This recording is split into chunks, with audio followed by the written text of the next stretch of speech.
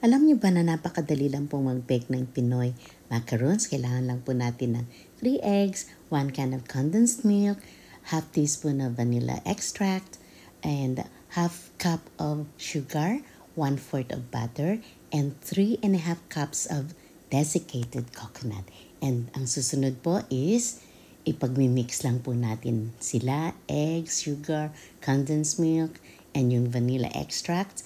And then, pagkatapos natin silang i-mix, huli po natin ilalagay yung ating desiccated coconut.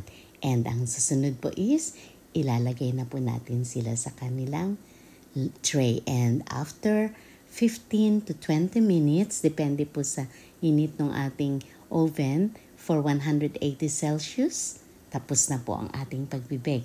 And ayan na po ang napakasarap na macarons. Bye everyone!